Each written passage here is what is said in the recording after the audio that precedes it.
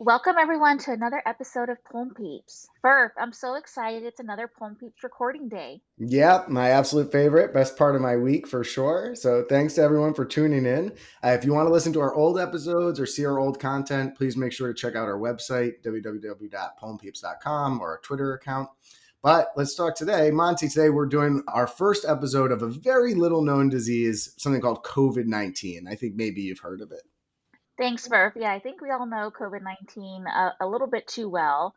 However, for as much as we know, there's still tons of ongoing questions about it, and one of them has been about long COVID-19.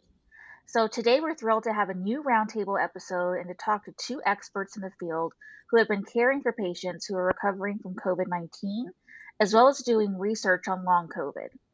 I think every clinician out there gets questions about this all the time nowadays, so I can't wait to learn a little bit more about it. Yeah, absolutely. I mean, I definitely get questions about this in clinic all the time. I also just from friends and family, especially if they've gotten COVID-19, which is still sort of going around. So I'm definitely excited to get some more insights for myself. Just as always, our brief disclaimer, this podcast isn't for specific medical advice, and the opinions do not necessarily represent those of our employers. So let's meet our guests. Our first guest today is Jason Malley. Jason is an assistant professor of medicine at Beth Israel Deaconess Medical Center and Harvard Medical School. He is the director of the BIDMC Critical Illness and COVID-19 Survivorship Program and the co-chair of the American Academy of Physical Medicine and Rehabilitation Post-Acute Sequelae of SARS-CoV-2 infection. He is NIH funded to study post-COVID patients, and he's been my personal go-to for all things long COVID and for any patients I have questions about. So welcome to the show, Jason. Thanks so much for having me. Thanks so much for joining today, Jason. And next, I'm so excited to introduce our second guest for today, Dr. Ann Parker. Ann is an assistant professor of medicine at Johns Hopkins and is the co-director of the Johns Hopkins Post-Acute COVID-19, or PACT team. Anne is also NIH funded with her research focusing on survivors of respiratory failure and critical illness. And I don't know how you do it all, but we really appreciate your time and thanks for coming on the show today, Anne. Oh, it's so great to be here. Thank you for having us. That's our pleasure. So let's dive in. So this is a huge topic. We'll only really have the chance to scratch the surface today, as is common with a lot of these topics. But Monty and I always want our listeners to have at least a thorough understanding so that they can explore it with their patients and help take care of them. So let's start at the basics. And that's, what are we talking about when we discuss long COVID? To be more specific, Jason, I want to ask you, is long COVID even the correct name? Is this the definition that we're using for this? What is your working definition of this condition? And are there any formal criteria or definitions that we should know about? Yeah, so long COVID or post-acute sequelae of SARS-CoV-2 are two of the common names used in the US. Long COVID, I think, was really a name led by patients. And so I use it often when talking with patients. I wouldn't discuss post-acute sequelae of SARS-CoV-2. It's a mouthful and doesn't really mean as much to people because long COVID is so ubiquitous now in the media. So I think it's relatively straightforward to use that with patients, and people are familiar with it to some degree. In terms of what it actually entails, it's really patients who haven't returned to their baseline health that they had prior to having the infection after the infection. And it can be in the immediate term, but we tend to define it, and the WHO definition has defined it beginning 3 months after the infection, because there can be some period of recovery that's prolonged after a virus, especially a respiratory virus. And we don't want to over-identify it and really capture the patients who need the care most at specialty clinics. Oh, that's great. So, some patients who have not returned to their baseline after 3 months after recovering from their acute illness, that's really helpful. I think, like all things COVID, it has been, pretty scary times, uncertain times, but it's really been fascinating for me to see the medical system work in real time to sort of recognize the disorder, define it, prevent it, and then ultimately treat a disease. So to that end, Anne, can you talk about who the major players are who've been involved in recognizing and describing long COVID or post-acute sequelae of SARS-CoV-2? Jason mentioned the WHO, but I'm curious if there are other organizations we should view as sort of leading the field in this. Yeah, that's a great question. And I think this brings to light a few of the things that have been really positive aspects of the pandemic, if you can say that without it sounding like an oxymoron. But, first off is Jason alluded to long COVID being really a patient created term that developed in the spring of 2020 is when we started hearing that circulating on social media. And along those same lines, we've seen a lot of patient led groups who have really pushed forward in terms of identifying challenges that our patients are experiencing in their recovery, and even fundraising and helping to push forward some research initiatives. So there's been really a patient-centered approach to approaching long COVID or post-COVID condition, as the WHO has termed the clinical case definition. And then, as Jason mentioned, the WHO has also really been leading the way in a lot of aspects to help unite scientists and clinicians and patient advocates and other stakeholders from an international perspective. So, in addition to helping to develop that clinical case definition, the WHO has also been conducting a modified Delphi process to identify core outcomes in post-COVID condition. And that has included international stakeholders, as I mentioned. The first publication, and I can share that with you to share with the listeners, is available to, and that publication summarizes the core outcomes that reached consensus as part of that process. And then there's an ongoing effort that hopefully that publication will be coming out in a couple of months that focuses on the measurement instruments to go along with that core outcome set. So a core outcome measurement set to help standardize assessments across programs, across research, ideally across clinical programs as well, so that we can really have a unified front in understanding long COVID and helping to pilot interventions and focused on outcomes that are particularly patient-centered. And then here in the US, we also have initiatives being led by the NIH, like the NIH's Recover initiative, as well as the CDC's Inspire initiative, focused on really understanding long COVID and again, pushing forward to pilot interventions that might improve outcomes. That's amazing. And please do share that paper. We'll put it up with the episode. For listeners who don't know, modified Delphi is sort of this iterative feedback process to get consensus across experts, really across the globe, it sounds like in this case. So it would be really fascinating to see what they've come up with. Yeah, thanks so much, Ann. And I just love the aspect how you brought up that, not only are the efforts, multiple stakeholders are there, but patients to national to international organizations. And I think it's over time, it's been increasingly recognized by patients, as you mentioned, that some had persistent symptoms after COVID-19.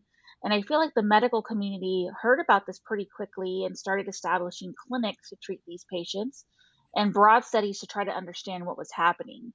And I know Anne and Jason, you both helped run such clinics. So before we go on, I want to give our listeners a sense of what the clinic is actually like. And I know you run the post-acute COVID-19 or PAC clinic at Hopkins. So I have two questions for you. Who exactly is on that team? And the second question is, when someone comes to post-COVID clinic, who will they be meeting with and for what? Yeah, sure. And I'll start by also just mentioning that there are collaboratives of such programs. These post-COVID or post-acute programs have really sprung up across the country and internationally to support patients. And each program is going to be a little bit different, and that's going to largely depend on sort of local resources and who's involved in developing and building that program. And I know Jason has been really involved in the leadership from the Academy of Physical Medicine and Rehabilitation, and can probably speak to some of what he's learned as part of that collaborative as well. And Dr. Azola, who co-directs our program, is also a part of has been joining those meetings as well. But I guess to give a little bit of history, our program started in the spring of 2020. And at that point in time, I think we all remember that what we were seeing was a surge of critically ill COVID-19 patients coming into our intensive care units. So in March of 2020, we started thinking about how recovery might look for these patients, what we already knew in terms of post-intensive care syndrome. So understanding that even before the pandemic started, we have decades of literature understanding that patients who are critically ill are at risk for developing impairments in mental health, cognition, and physical function. And so, having that understanding, seeing a surge of critically ill patients coming into our ICUs, we decided to really try to launch, really using a grassroots effort to support these patients in their recovery as they were leaving the hospital. And we used a PICS framework because we knew that at least our patients would be at risk for developing some of those impairments. And so we saw our first patient April 7th, 2020, and we were entirely a telemedicine program at that time due to infection and prevention control measures, right? So, really no one was in clinic and everything had switched promptly to telemedicine, which was impressive. And so by launching as telemedicine, we were actually able to overcome some barriers in starting a brand new program, right? So we didn't have to identify physical clinical space immediately. We didn't have to necessarily align clinicians' busy schedules to see patients together in person. And so we were able to make use of the telemedicine opportunities to get our program off the ground. And since then, we have developed a hybrid model where we see patients both in person and via telemedicine, which allows us to meet patients where they are, which has really been, again, I think a positive aspect of what we've learned through the pandemic.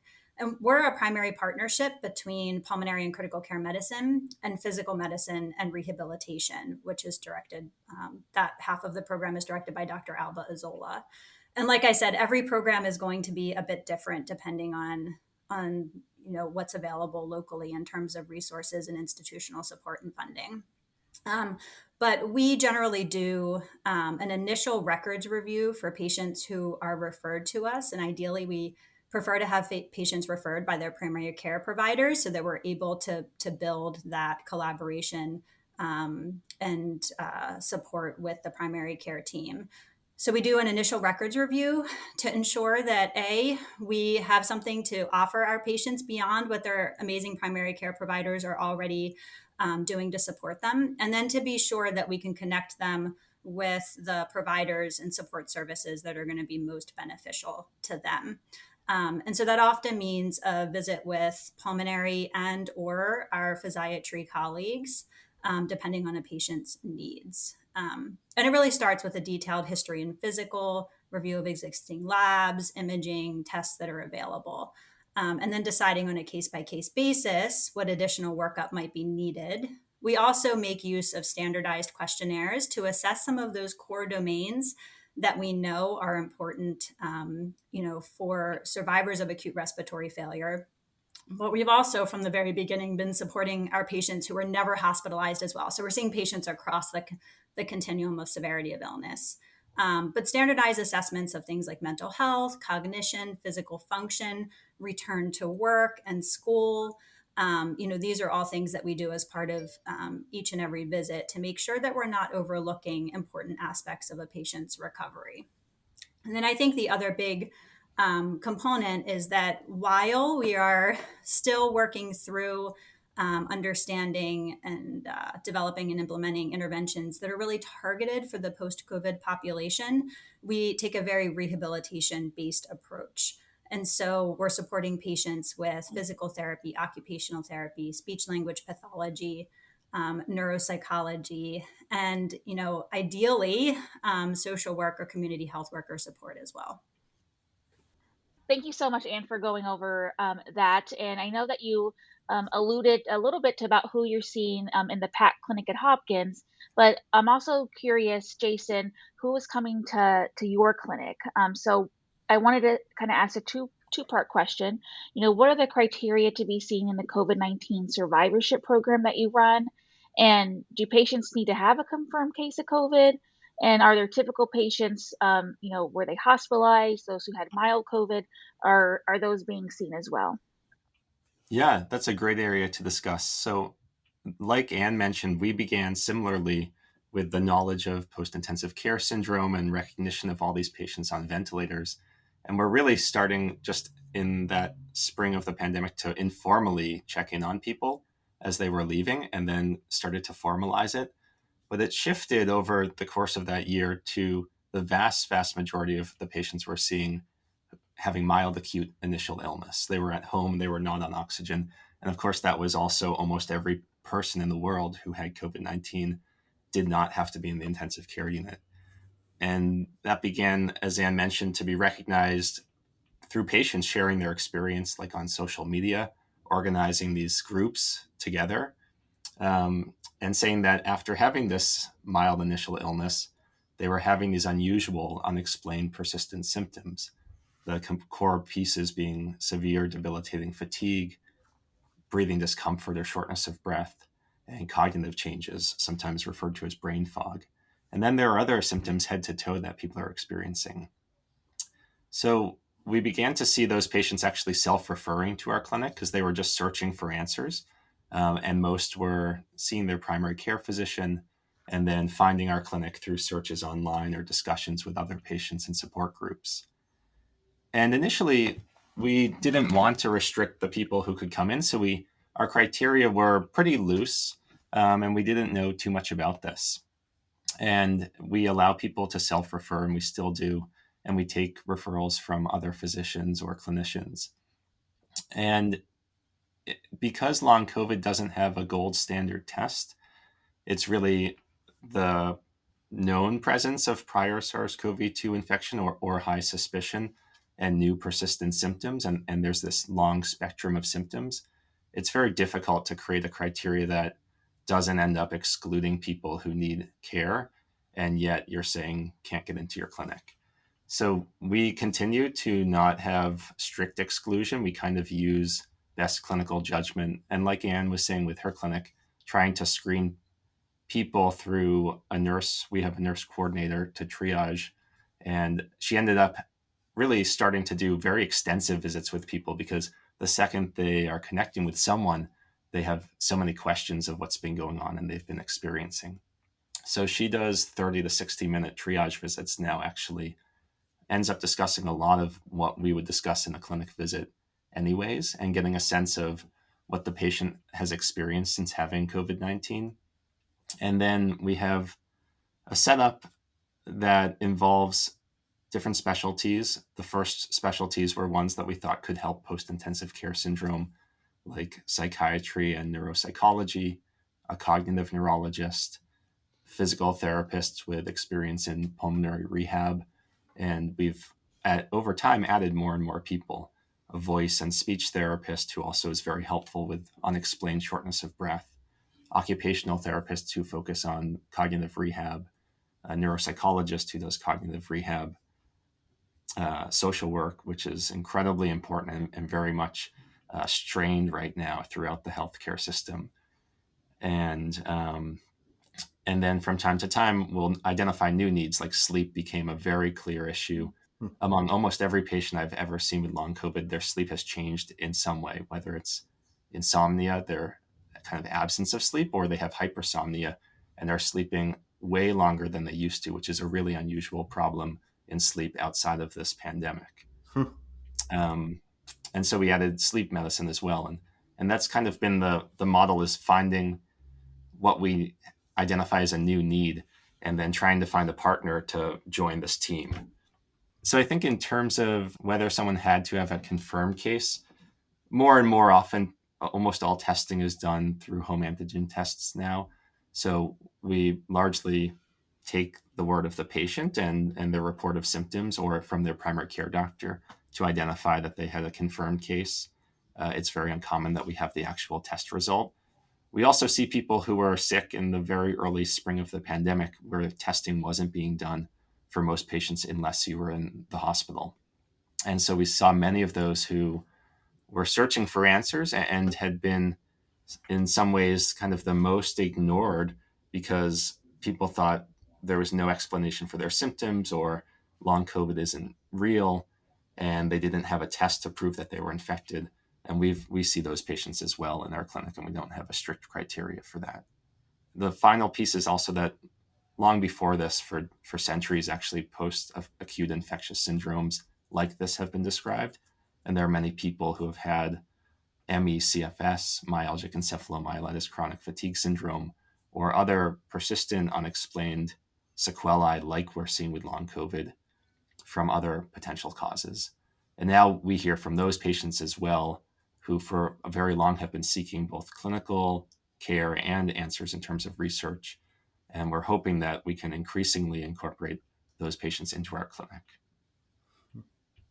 I'll just piggyback a bit onto what Jason said. To reinforce his experience, I think listening to Jason describe how their program has evolved and some of the challenges that they're facing, I think we can say that we have encountered all of the same experiences. So identifying our key population, who is going to benefit the most from these programs. And we recognize we can't possibly see every single person who's had COVID-19 in one of these programs. So who's going to most benefit? How can we partner with our primary care colleagues, to help those patients who perhaps are not able to visit a multidisciplinary post-COVID program?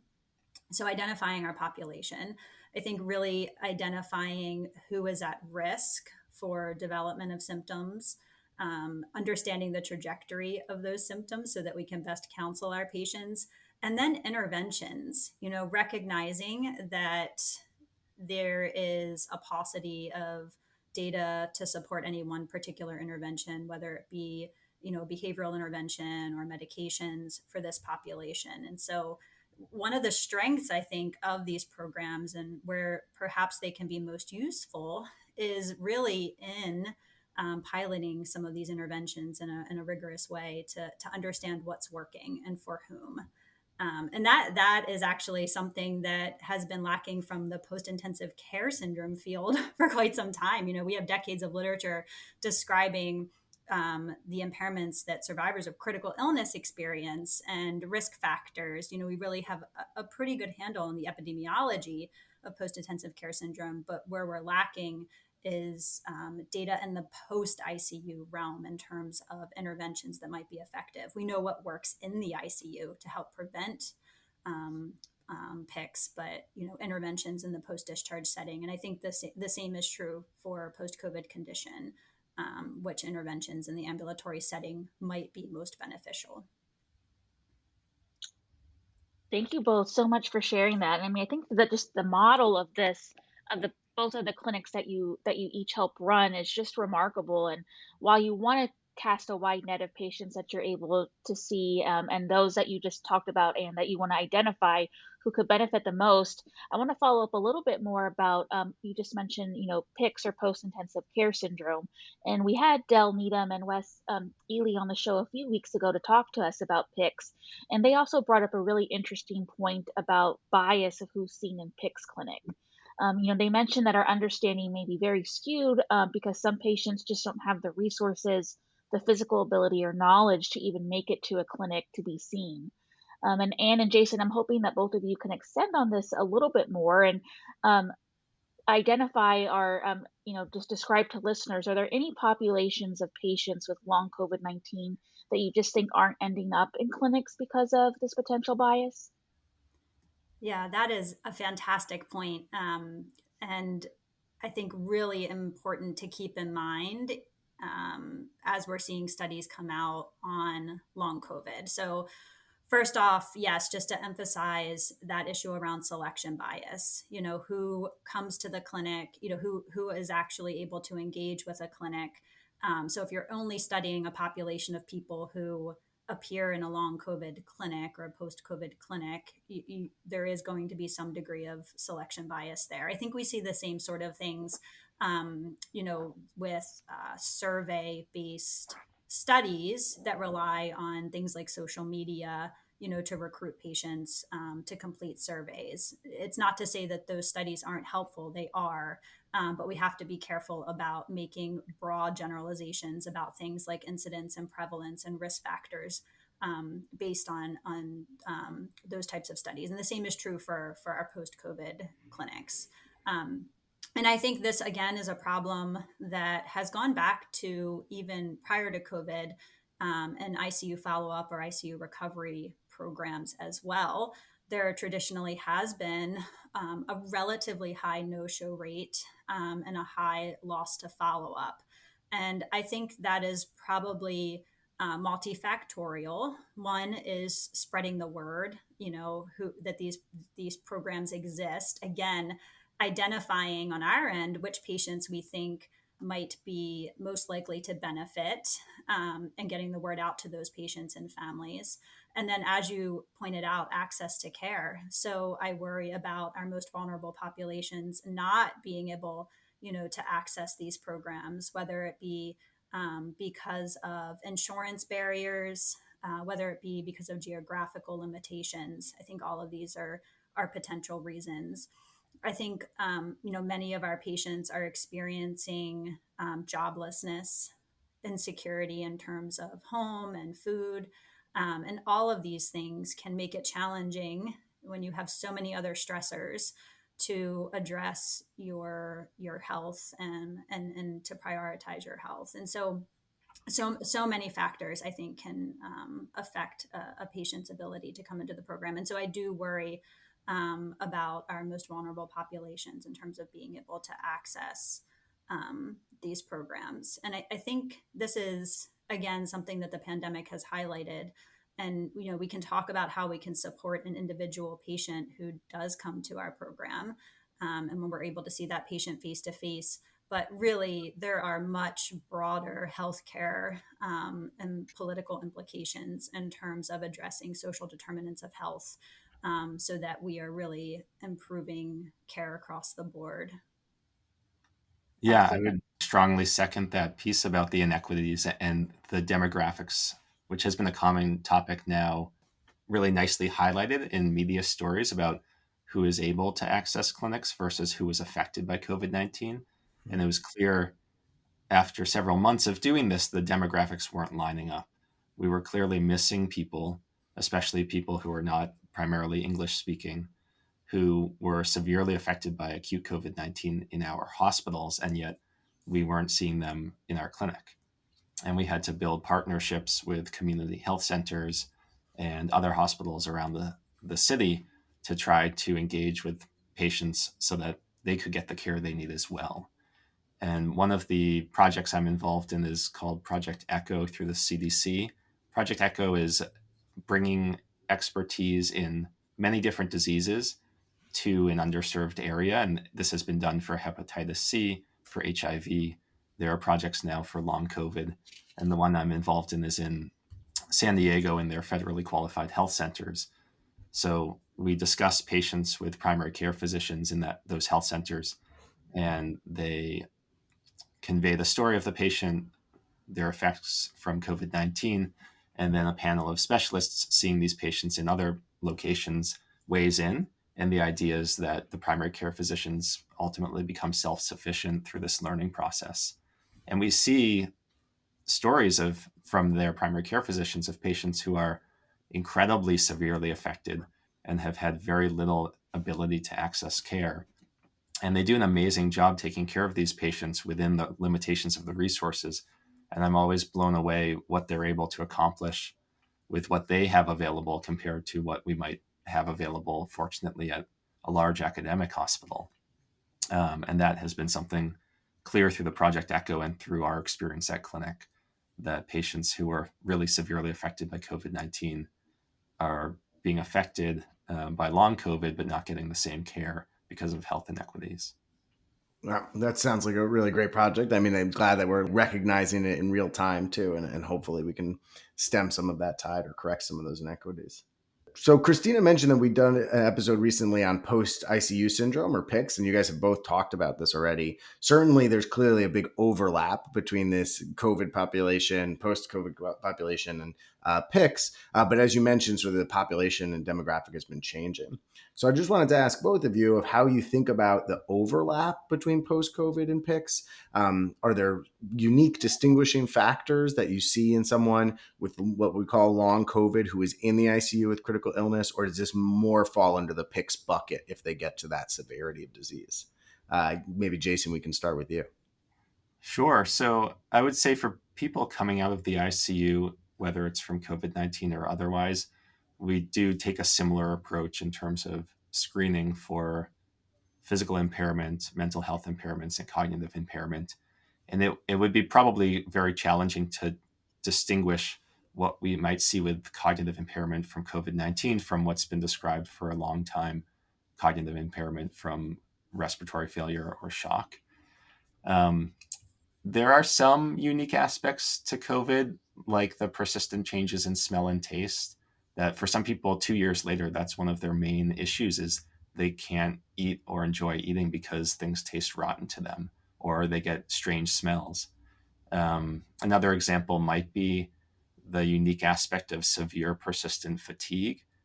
Even when someone has physically recovered, like people do with physical therapy after the ICU, just being able to walk around the house and yet suddenly feel severe exhaustion and have to lie down, that's very unusual and a unique aspect that we see with post-viral syndromes like ME/CFS and with long COVID. But otherwise, we would start definitely with a routine approach to post-intensive care syndrome, addressing the severe physical impairment, cognitive impairment, and mental health needs. Great. Thank you so much. Anne, anything to add? I know you do a lot of work in PICS as well. Yeah, no, I love this question, and so I think about Carol Hodgson published a paper several months ago looking at comparing patients with COVID-19 respiratory failure requiring mechanical ventilation and historical controls of non-COVID-19 patients with respiratory failure requiring mechanical ventilation. And each of these two groups of patients had phone surveys that were conducted at about 6 months, assessing some of those core domains of PICS. So, mental health, things like anxiety, depression, PTSD symptoms, cognitive function, physical function. And as anticipated, they appreciated that the patients with COVID-19 respiratory failure generally had a longer duration of mechanical ventilation and length of stay. But what was really interesting is that the incidence of new impairments in mental health, cognition, physical function, measures of quality of life were really similar across the two groups. Hmm. So I think that's really quite interesting.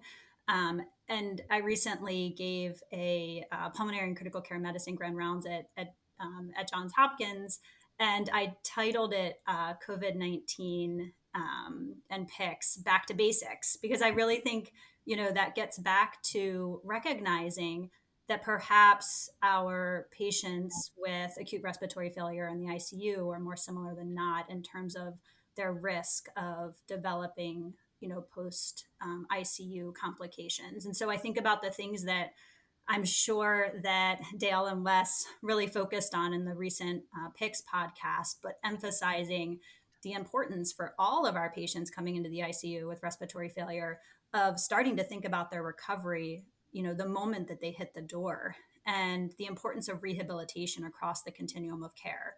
So early mobility, starting, right away in that first 48 hours of critical illness, focusing on guidelines to manage things like sedation to reduce incidence of delirium, because we know those things can improve outcomes. So, recognizing the PADIS guidelines, implementing the ABCDEF bundle, things that we know are good critical care, allowing families into the ICU, to support our patients. So I think recognizing that by doing those things, we are supporting our patients in recovery. And another really important piece, that we've been thinking about is that we know based on prior PICS literature that things like anxiety, depression symptoms, PTSD symptoms, fatigue. We know that many of our patients, 2/3 of our patients, will experience fatigue at a year after ICU, non-COVID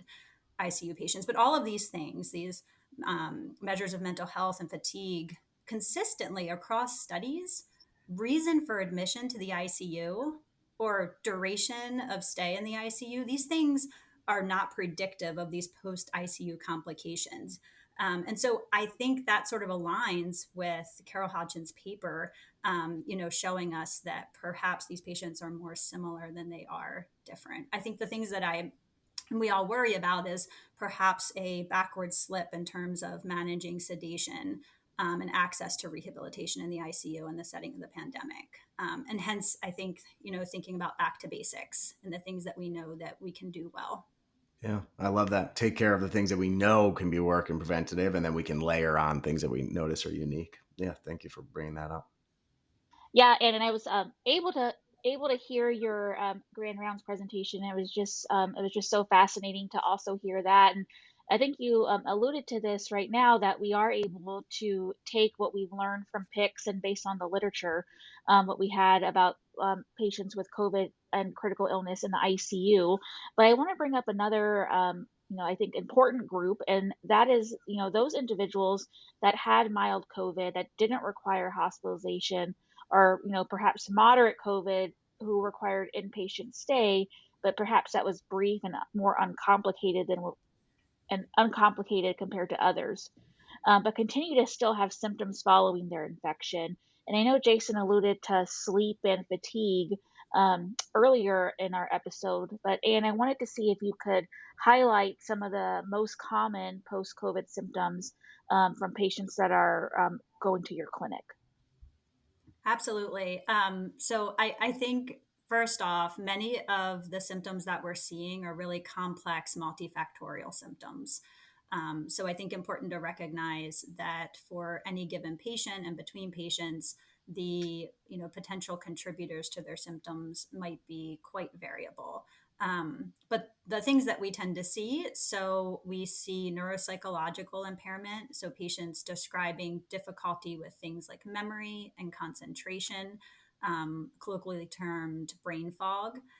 We also see patients experiencing anxiety and depression symptoms. We certainly see patients with breathlessness, cough, chest pain. As Jason mentioned, we do see quite a few patients with fatigue. We also see patients with a cluster of symptoms, things like palpitations, dizziness, activity limitation that sort of fall under an umbrella term of dysautonomia. We can see persistent loss of particularly smell and sometimes taste as well.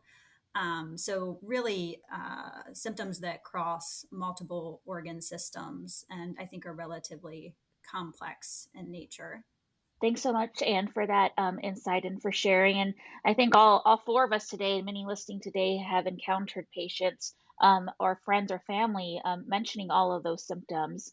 And I think the subjective piece is obviously so important and reflects how patients are doing, as well as their current quality of life. But I'd love to know if there are any objective findings that that we are seeing that line up with these symptoms. So, Jason, are there any common abnormalities, if any, that you've noticed on diagnostic testing for patients that you're seeing in clinic? Yeah, it's a great question. I think, and for the purpose of the Pulm Peeps podcast, I'll talk about the pulmonary aspects that have been described. So many people experience shortness of breath. And what was striking when I was first talking to patients who had mild acute COVID and were short of breath, they would often say, even just talking to you right now on the phone, I feel short of breath. I feel like there's something constricting around my chest. It feels when I take a deep breath like it's just not satisfying. That was a really common description. And we tried to begin actually having people describe shortness of breath in the standard way so we could see, is that the way most people are describing it? And it was striking because, one, we see very severe lung diseases where people can have a conversation comfortably if they're not in acute respiratory failure. If they have chronic lung disease, it's still somewhat unusual to be having a conversation and to feel short of breath or uncomfortable at that moment versus exertional shortness of breath. Yeah. So I began to think that, combined with the fact that most people coming in were having full pulmonary function tests and were within the normal limits, at least, of their pulmonary function tests, not knowing what their baseline necessarily was, because most previously didn't have a lung disease and hadn't had any prior pulmonary function tests. So it was striking to have the normal PFTs or PFTs within normal range and such substantial breathing discomfort. And we began, like many people in the pulmonary clinic would, even if it was unrelated to long COVID, thinking, what are the other mechanisms of shortness of breath that they could be experiencing to explain this? Neuromuscular, vocal cord, upper airway. What exactly is going on to explain this? There have been a number of studies both on this unexplained shortness of breath and then just generally on people who have survived different degrees of severity of COVID-19 to understand what can we see in terms of lung impairment, in terms of pulmonary function itself versus neuromuscular or airways disease or upper airways. So some of the early studies were ones doing PFTs on people who had either been hospitalized or not hospitalized. And as would be expected and what's been seen in other viruses, there's a fair percentage of people hospitalized who 3 to 6 months later have impairment, most commonly in diffusion, because that's just a sensitive marker of some still existing lung injury. And it was less common, but still present in a fair number of people who had COVID-19 and weren't hospitalized, who were tested 4 months later. That was one study in Annals ATS. Then there was more recently studies of inspiratory expiratory CT scans to look for small airways disease and air trapping, and found that a fair proportion of patients, I think it was somewhere between 10 to 20%, who presented for evaluation of shortness of breath after having COVID-19 had some evidence of air trapping on their inspiratory expiratory chest CTs. So perhaps there's, in some people, a bronchiolitis type of process, at least in that early phase, in the early months, that could be explaining some of the tightness and breathing discomfort. But we then also see people who all of that is normal. They're really very detailed workup short of exercise testing, and we can't fully explain the breathing discomfort. And they're very uncomfortable with their breathing, even at rest and walking around. There's one, I think, notable CPET, cardiopulmonary exercise test study that was in chest with David Sistrom as one of the authors, and he's done research on ME/CFS, myalgic encephalomyelitis chronic fatigue syndrome, prior to the pandemic, also involving CPETs, with an interest in the fatigue aspect and shortness of breath. And these were invasive CPETs with PA catheters. And they found that one of the primary abnormalities was impairment in oxygen extraction in the venous saturation. And these patients had normal workups with pulmonary function tests. I believe they had echocardiograms before, and they had preserved cardiac output response to exercise. Because many people who are skeptics have said, well, could this just be deconditioning?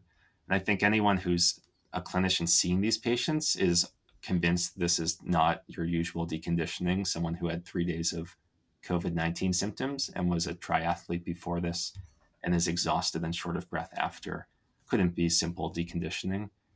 But this exercise test kind of pointed towards perhaps something at the peripheral level with oxygen extraction, whether it's vascular or cellular, such as mitochondrial, that could be playing a role. And there have been signals pointing to that with post-acute viral syndromes before the pandemic as well. So that's some of kind of the interesting data. And we're trying to dig into why people are feeling so limited physically in ways that we can't explain through routine testing. That's really fascinating, Jason. And I feel like in some ways it's helpful just to know that you can discuss these possibilities with patients, small airways disease, constrictive bronchiolitis, even if they're all normal, potentially there's this impaired either mitochondrial function or O2 extraction. And I feel like sometimes patients are validated just from people saying, hey, there is something abnormal when we do these really advanced tests. Exactly. Yeah, just a follow-up question for you, Anne. Have you heard of any other, biological mechanisms that are driving some of the symptoms, or any other hypothesis that you've heard that can help explain these? Well, I think there are a lot of hypotheses. Jason hit on a few. We hear theories around inflammation, autoimmunity, endovascular dysfunction, and microclotting, even reactivation of latent viruses, viral reservoirs. But I think important to recognize that all of these are hypothesis generating.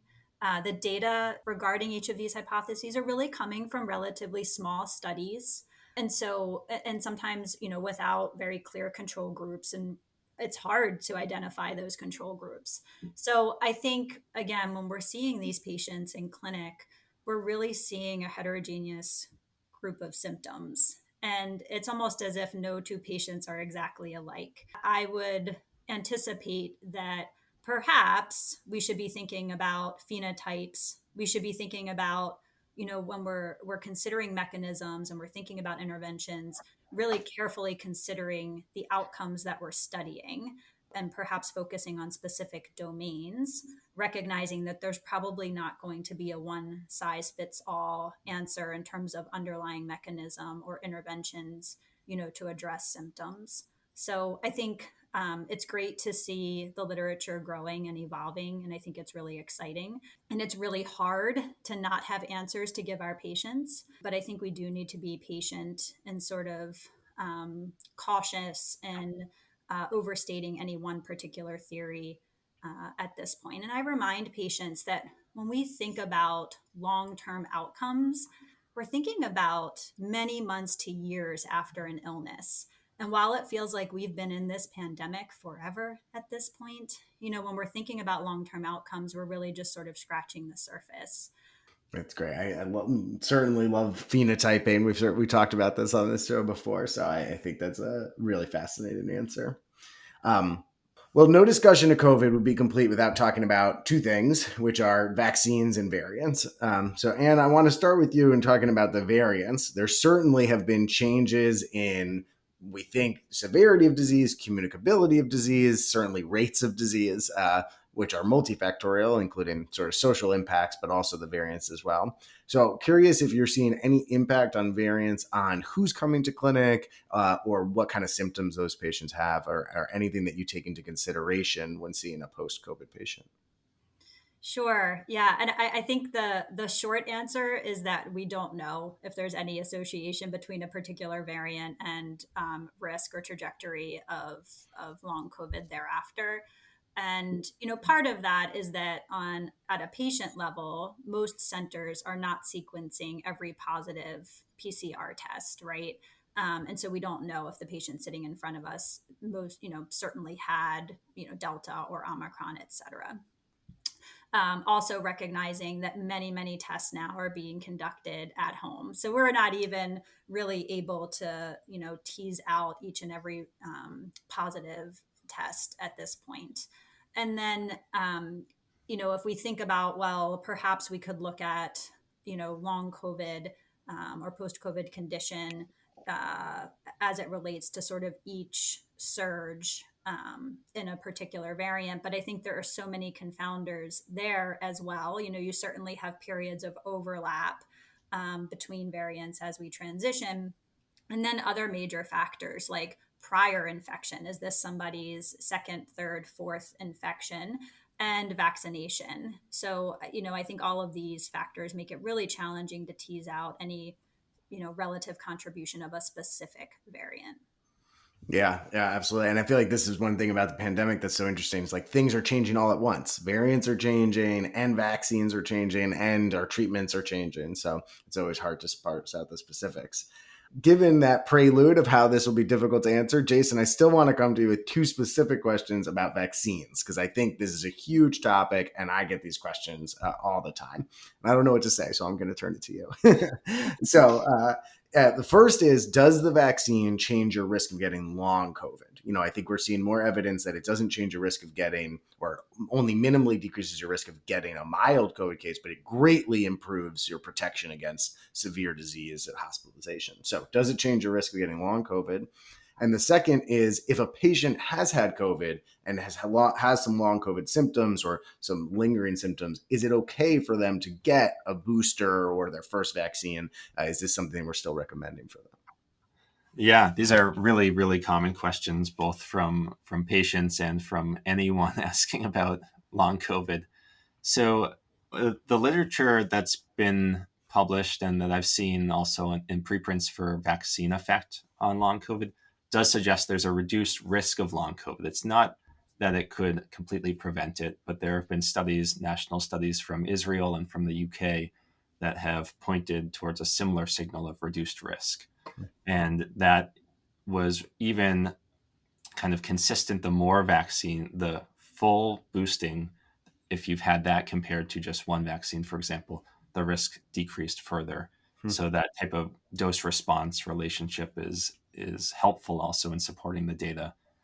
There was a study out of Seattle, I believe, that looked at risk factors, including some biological or biomarker type risk factors for long COVID among people infected, and level of viremia was a strong risk factor. So I think that also supports the idea that if you had a strong antibody response and a strong immune response established for the virus, then you should be at a lower risk, though unfortunately still not preventative of long COVID itself fully. In terms of the effect of vaccines among people who currently are experiencing long COVID symptoms, it's very variable. There have been several studies on that as well, because there was an interest anecdotally with people reporting initially that they were having substantial improvement in their long COVID symptoms with vaccination. And so there was a thought, along with that idea of viral reservoirs or some persistent infection, could the vaccines be playing a role in clearing something along those lines? That's not fully answered yet, but I would say it's kind of a split. Maybe a third to half of people feel improved after having vaccination. Most people don't feel any change. We definitely see patients who had long COVID symptoms that they felt a flare of with vaccination. And for many of those people, it subsides over several weeks, but some people have had really persistent setbacks after having a vaccine. So we recommend vaccination, but it's all an individual choice for someone if they're having really severe, persistent long COVID symptoms and they're worried about how they responded to a prior booster, for example. And then you have to, like everything in medicine, weigh the risks and the benefits of doing that. I still worry more about the risk of getting a new severe COVID infection and what that would do for someone's symptoms than the risk of vaccines. And so, generally speaking, we would definitely recommend vaccines for everyone who's able to get them. That's great. I think we're all on the boat of recommending vaccines. It's really helpful to know that the long COVID can be reduced, the risk of it. But, I think in these specific situations, we're also, I think, all big fans of communication between patients and doctors and deciding what's right for you in very specific circumstances. You mentioned some risk factors. The viremia, I think, has been a huge one for both severe disease and this. For question for both of you, Ryan and Jason, besides thinking about vaccination status, certainly being unvaccinated being the biggest risk factor for all of these things, are there other major risk factors that people should know about if they're getting COVID that says like, hey, I might be at risk for developing long COVID symptoms afterwards, and so I should pay a little bit more attention to this?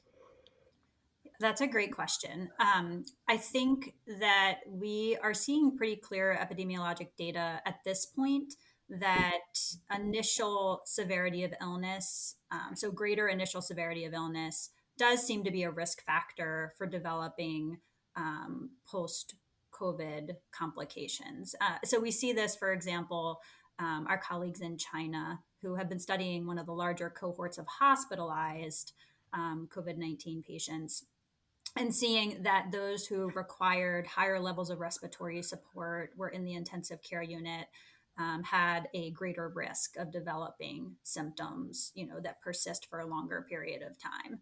Now, among the non-hospitalized patients, those with mild illness, it's a bit more challenging because, again, identifying that population is a complicating factor. So when we have seen some survey-based data or data from long COVID programs suggesting some risk factors.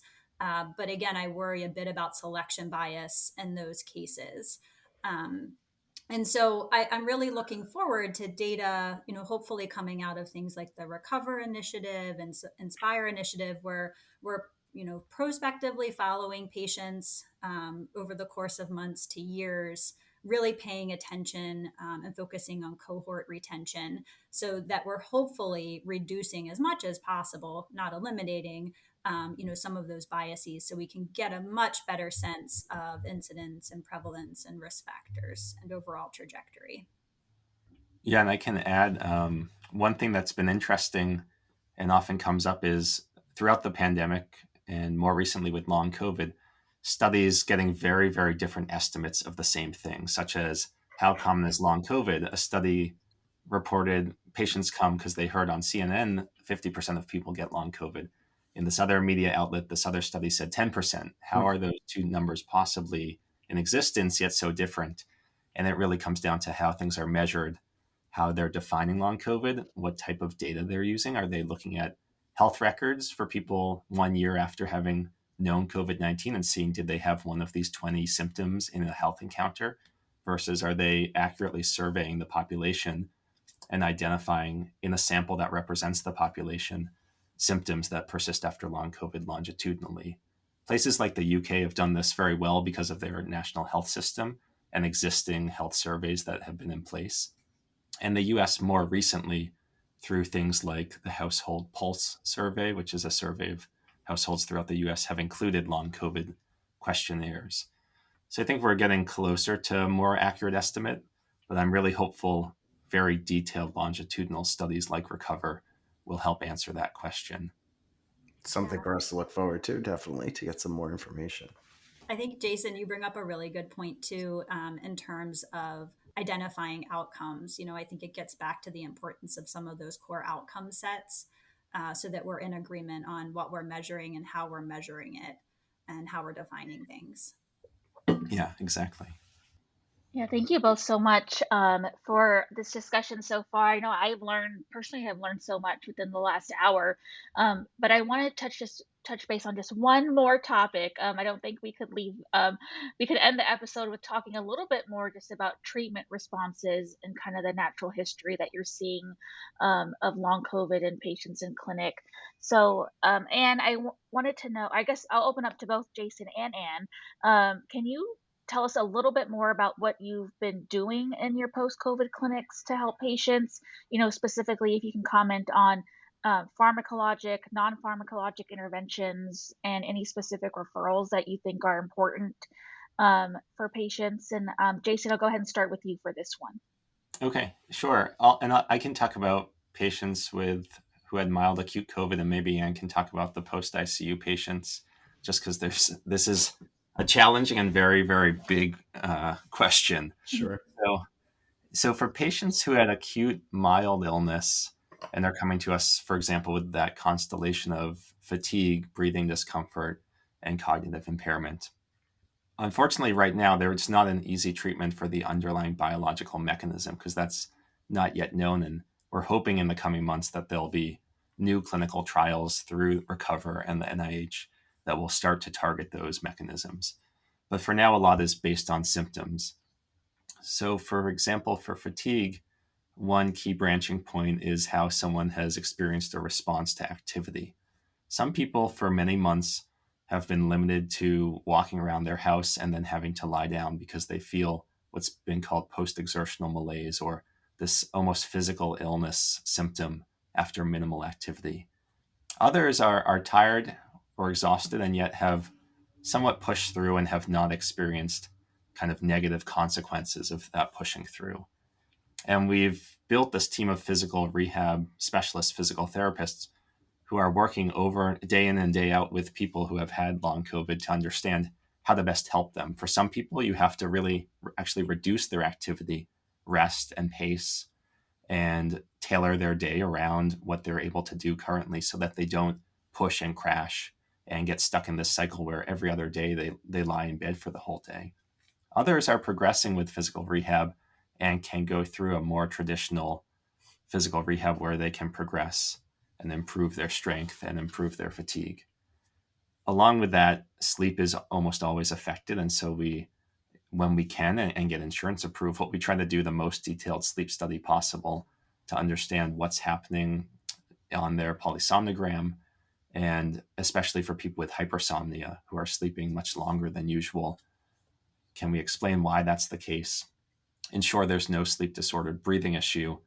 And then there are medications that treat that. Stimulant medications actually have been helpful for people's cognitive issues during the day, as well as fatigue. And there are medications focused on improving sleep quality or the depth of sleep now that could be potentially helpful.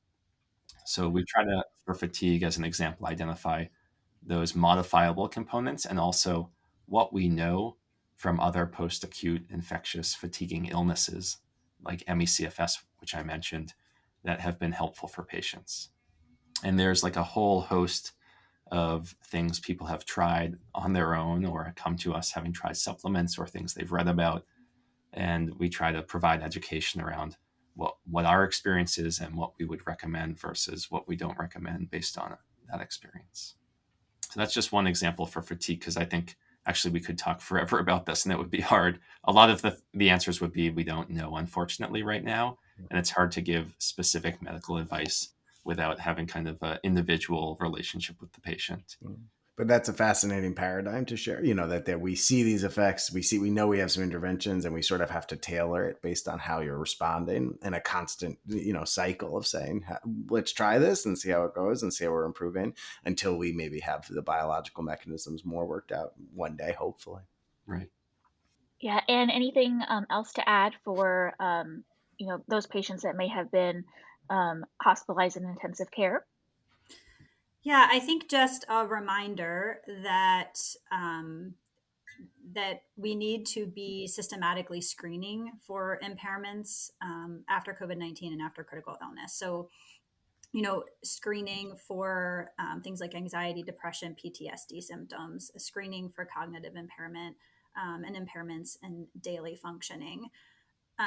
Some of the work that we've been doing with the Johns Hopkins Memory and Alzheimer's Treatment Center with Dr. Esther O and Tracy Vandersdahl has focused on understanding cognitive impairment after COVID 19. And I think one of the striking findings thus far, which really is very similar to what we've seen in terms of survey based measures of cognition prior to COVID 19 and in the ICU, is oftentimes a disconnect between subjective and objective findings on testing. And what that says to me is that we can't be simply relying on patients' self-report to tell us that they're having difficulty with memory or concentration, but we really need to be systematically screening for these things. So I think that's first off. In order to treat something, we have to know that it's there. So we need to be looking for it. And that's particularly important for our post-ICU patients because, as I mentioned before, a lot of the traditional markers of things like severity of illness and length of stay and reason for admission are not going to be predictive of some of those post-ICU complications. So we need to be looking for these issues for all of our patients. And then recognizing that we need to be emphasizing the importance of rehabilitation across the continuum of care. So again, good care for our ICU patients that can help prevent long-term complications starts in the ICU. And then strong communication throughout those transitions in care as our patients transition to the wards or inpatient rehabilitation and then into the outpatient setting. So there really needs to be a coordinated approach that includes things like physical therapy, occupational therapy, speech language pathology, neuropsychology. These things are not optional. They are necessary, essential parts of our patients' care. Thank you so much, Anne. And I think we'll have time for one additional question. And this one may be somewhat a more challenging question. And I'll open this up to both you and Jason. You both have mentioned that there are ongoing trials to prospectively look at patients with long COVID and look at symptoms and outcomes. But from your experience thus far, have you been finding that symptoms of long COVID in the patients that you're seeing are resolving over time, or are there some portions that you think are going to be permanent? I think what Anne had mentioned earlier and Dave alluded to also about recognizing trajectory and phenotypes has been really helpful. I think this is something that clinicians naturally do. And as you start to see people and continue over the course of years in one condition, you see a lot of patterns that may not be described in cross-sectional studies, or people who aren't seeing these patients may not have recognized in the same way. And one of those patterns definitely is on trajectory of symptom resolution, especially for people with long COVID after mild acute illness. We were seeing patients who were coming to us at 3 to 4 months, and then by the 6-month follow-up, they said, I'm feeling so much better. My shortness of breath has improved. I'm back to work. I'm doing more physically. But we also were seeing people who were coming to us in that time period who over the next 2 years were having this roller coaster of ups and downs, and they were continuing to have persistent debilitating symptoms and had not returned to work over the course of years because of things like fatigue and cognitive impairment. So those kind of buckets are things I begin to think about as I see patients, depending on how long they are into their symptoms, and asking them about the course of symptoms from acute infection to when I see them, it can be really telling in how they are making either slow but steady progress, or having worsening, or having these ups and downs. I think there are a large portion of people who are having persistent symptoms around 3 months, but are making slow but steady progress each month. And we're seeing them recover. And we've seen those patients recover from what they feel subjectively fully, and they're back to work and exercising. And then we see others, unfortunately, who years out are still having ups and downs. And we have to identify, are there triggers? I think for those patients, a lot of what we hope to discover is underlying biology. Is there a persistent trigger, for example, for inflammation, or for some sort of effect on their ability to recover from activity, or for their brain's ability to recover from cognitive activity? Because the cognitive brain fog is very much like a mental fatigue for many people. And so those are the groups that we see people certainly recovering slowly but steadily, and we encourage them and work with them in that process. And others who we have to continue to, unfortunately, see these ups and downs over the course of years. Yeah, I think when we tend to see patients in our clinic, many of them are very worried about the long-term implications of their symptoms. And I try to take a step back with them and sort of think on a population level that most people have been infected with COVID-19 at this point. A smaller subset of them have had symptoms that have lasted beyond 2 to 3 months. And overwhelmingly, we see that patients tend to improve with time. So I think the overall message, the take home is patients overall do tend to improve with time. Where they plateau, whether they get back to their pre-COVID baseline, varies from patient to patient.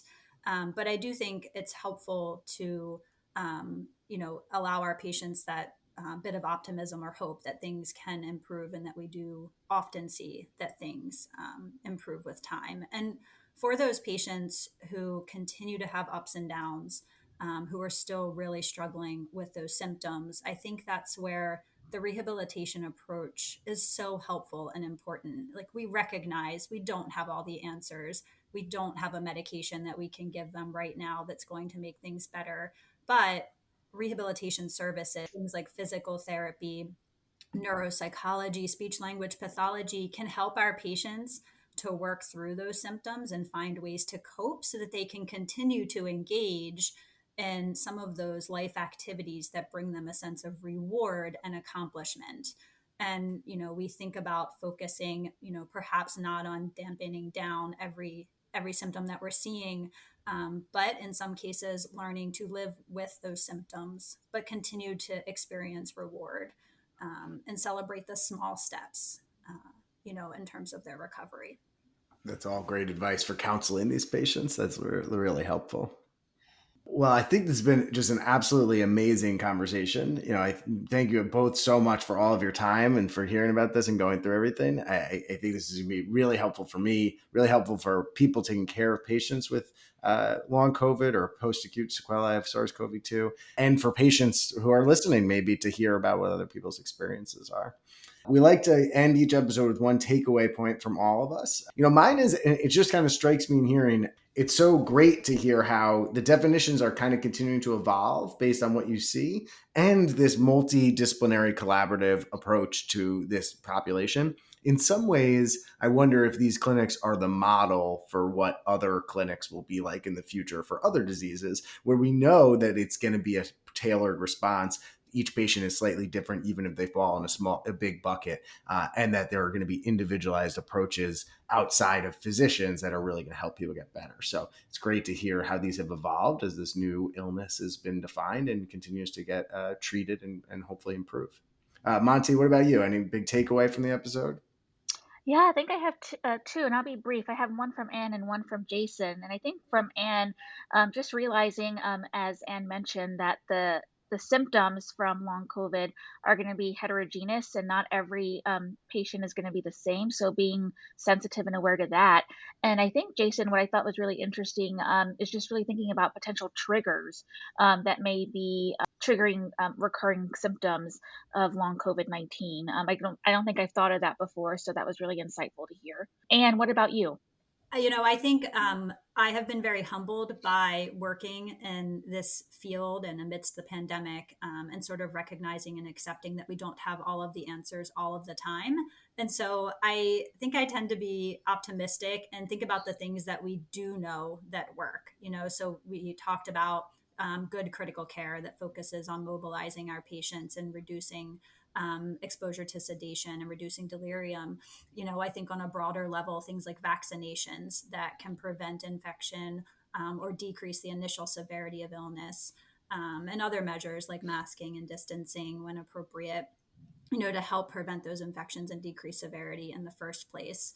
We do have things that we know can help patients and are beneficial. Great. And Jason, a takeaway point for everybody?